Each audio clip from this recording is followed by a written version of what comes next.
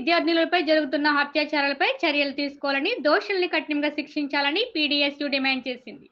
రాష్ట్రంలో, దేశంలో అమ్మాయిలపై, విద్యార్థినులపై, మహిళలపై జరుగుతున్న హత్యలను అరికట్టాలని మంగళవారం కాకినాడ జిల్లా పెద్దాపురంలో ఎస్కేకేఎం జూనియర్ కాలేజ్ సమీపంలో ప్రగతిశీల ప్రజాస్వామ్య విద్యార్థి సంఘం జిల్లా కార్యదర్శి శ్రీకాంత్ ఆధ్వర్యంలో నిరసన ర్యాలీ, మానవహారం నిర్వహించారు. ఈ కార్యక్రమానికి ఆంధ్రప్రదేశ్ రైతు కూలీ సంఘం రాష్ట్ర ప్రధాన కార్యదర్శి కర్ణకుల వీరాంజనేయులు హాజరయ్యారు. అనంతరం ఆయన మాట్లాడుతూ, ఆగస్టు 9వ తేదీన పశ్చిమ బెంగాల్ కలకత్తాలోని జరిగిన దుర్ఘటన చాలా బాధాకరమైనదని, ఈ సంఘటనకు కారకులైన దుండగుల్ని ఇప్పటి వరకు అరెస్ట్ చేయకుండా, వారిపై చర్యలు తీసుకోకుండా కేంద్ర రాష్ట్ర ప్రభుత్వాలు కాలయాపన చేస్తున్నాయని ఆయన మండిపడ్డారు. పశ్చిమ బెంగాల్ రాష్ట్ర ముఖ్యమంత్రి చర్యలు తీసుకోకుండా ర్యాలీలు చేయడం ఏంటని ఆయన ప్రశ్నించారు.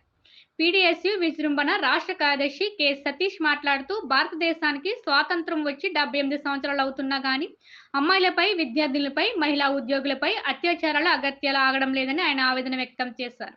ఎర్రకోట మీద జెండా ఎగరేసినంత మాత్రాన స్వాతంత్రం వచ్చినట్టు కాదని, దేశంలో ఉన్న మహిళలకు, విద్యార్థినులకు రక్షణ కల్పించినప్పుడే నిజమైన స్వాతంత్రం వచ్చినట్టని ఆయన అభిప్రాయపడ్డారు. ఈ కార్యక్రమంలో ఎస్కేకేఎం జూనియర్ కాలేజ్ విద్యార్థులు, టీచర్లు పాల్గొన్నారు.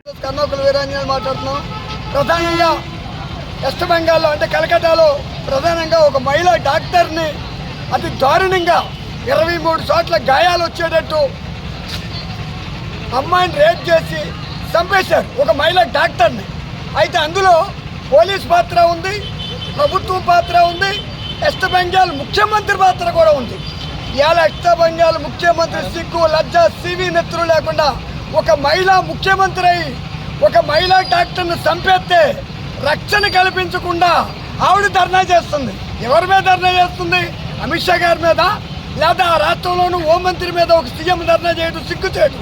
అందుకే మేమేమంటామంటే, మహిళలకు ప్రత్యేకించి మహిళా డాక్టర్లకే కాదు, చదువుకున్న మహిళలకే కాదు, ఎక్కడైనా సరే కాలేజీలో ఉన్న పిల్లలకే కాదు, వాళ్ళకి ప్రత్యేక చట్టం రావాలా, వాళ్ళకి ప్రత్యేక ఒక సెల్ ఏర్పాటు చేయాలా. అప్పుడే మహిళలకి రక్షణ తప్ప ఇంకోటి ఏమి లేదు. 70 సంవత్సరాల స్వాతంత్రం అని చెప్తున్నారు. 70 సంవత్సరాల స్వాతంత్రం అని చెప్పి ఈ నాయకులు ఎర్రకోట మీద జెండాలు ఎగరేస్తున్నారు తప్ప వాళ్ళకి రక్షణ కల్పించుకుంటున్నారు. రాజకీయ నాయకులకు రక్షణ ఉంటుంది తప్ప మహిళలకి రక్షణ లేదు. మహిళలకి రక్షణ కల్పించే వరకు ఆంధ్రప్రదేశ్ రైతు కూలీ సంఘం, విద్యార్థి సంఘాలు ఎక్కడ ఉద్యమాలు చేసినా అండగా ఉంటుందని సందర్భంగా తెలియజేసుకుంటున్నారు.